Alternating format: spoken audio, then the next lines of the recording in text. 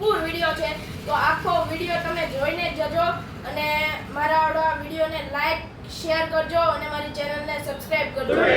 Continue. હોઠ રસીલે તેરે હોઠ રસીલે ઓ રસીલે તેરે હોઠ. એની માને નીમુબેન ગયા શું યાર સવારમાં છાપા ઉઘાડો ને એવા મોકળના સમાચાર વાંચવા મળે.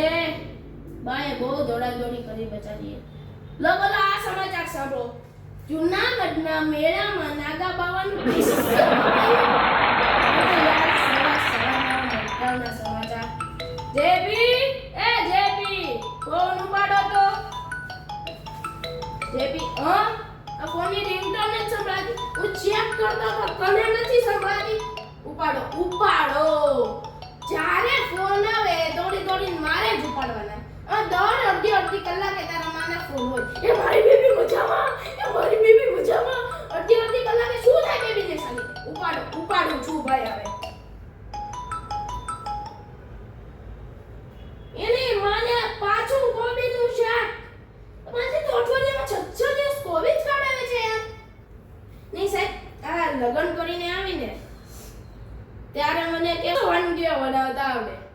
ધીમે બધી કોબીની જ વાનગીઓ બનાવતા આવડે. નહીં ગયા અઠવાડિયે કોબીનો શીરો બનાવ્યો. એ મને હજી ઉપકાવે છે તું મને બોલવા દે. હેલો કોબી સ્પીકિંગ. એલા આમાંય કોબી બોલાઈ જાય ભાઈ. JP speaking. કોણ બોલે છે તું? એ નાલાયક રોજી. નહીં તું ગઈકાલે મારા ઘરે આવ્યો. જૂના પસ્તી બાટલા ભંગાર બધું લઈ ગયો. આપણે 300 રૂપિયામાં નક્કી કર્યું. તેઓને 295 રૂપિયા આપ્યા. 5 રૂપિયા છૂટતા નથી સાહેબ. હમણાં જ લઈને આવું એમ કરીને તું ભાગી ગયો સાહેબ. ક્યાં છે 5 રૂપિયા? શું ભાભીએ ના પડી તને? તને 5 રૂપિયા નહીં ચાલે એમ કહ્યું? ભાઈ મને નહીં ચાલે. એક્ચ્યુઅલી તો મને આ ભાભી જ નહીં ચાલે. એક કામ કર તો આવતીકાલે પાછો આવ. આ ભાભીનો પણ સોદો કરી જ નાખે. નહીં તો જે આપીશ હું રાજી ખુશી રહી જઈશ. ફોન મૂકી દે. એ ભાભીનું શું આવે? હા તો અંદર જા કોબીનું શાક બનાવ જા. સાહેબ આનાથી એટલો થાક્યો છું ને. નહીં મને કબડી એવું થાય કે હિમાલયમાં પ્રદક્ષિણા કરવા વયો જાવ. નહીં આ માલતીએ છે ને 10-15 જણા સાથે એક પરિસ્થિતિ પછી સંભાળવાની. અને પેલો અમારો નોકર તેની સાથે હસી વાતો કરે અને મને નફરત દવડાવ્યા જ કરે. કેમ કે એને ડર છે એ નોકરી છોડીને ભાગી જશે. હું ક્યાં જવાનો? નહીં પણ એ કેવું કરે, આપણે નાવા ગયા હોય ને ત્યાંથી બાવણા ઠપકારે. બહારથી બાવણા ઠપકારે. એ જોજા વગર મસાલો બરાબર લગાડજો.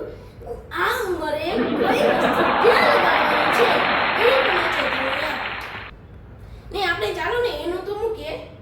મારી સાસુ અરે વર્ષના વચ્ચે લેતી અમે એના ઘરે જમવા ગયા ને અમે જમવા ગયા ને તો હું નીચે જ બેસું.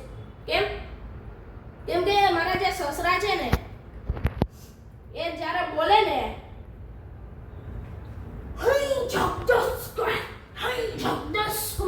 એની મને હાય કરવામાં 4 વાર તો ચાપસી ઉડીને પડી જાય. ની ચાલો ને એ વાત પણ બરોબર.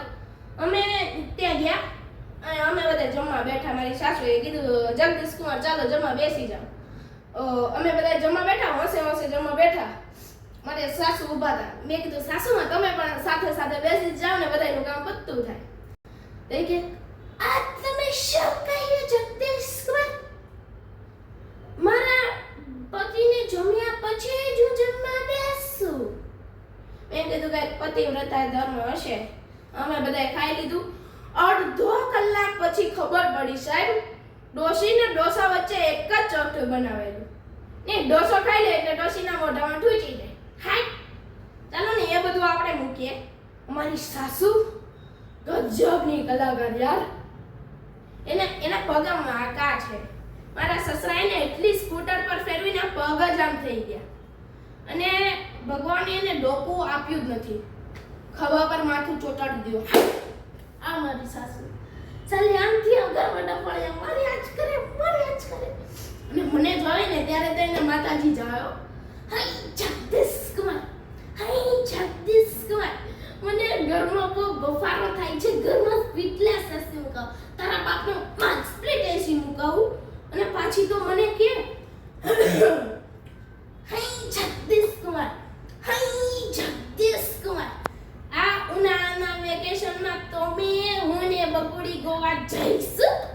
મેં એવું વિચાર્યું છે કે એને ગોવા દરિયામાં જઈને હાલ એ બકડી આવી ગઈ પછી તો હા કરે છે નાવા જાવ ને જાઉં છું હવે, તું જા કોબીનું શાક બનાવ.